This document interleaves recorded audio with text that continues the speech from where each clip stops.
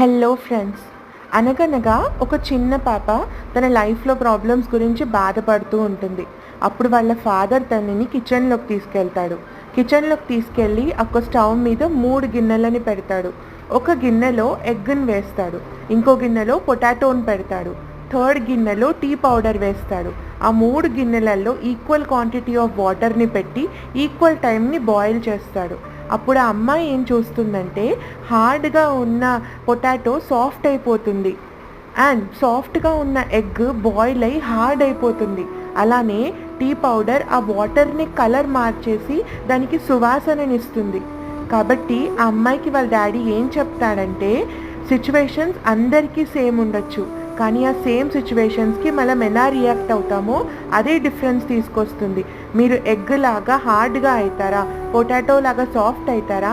లేదా tea powder లాగా హ్యాపీనెస్‌ని పంచుతారా? You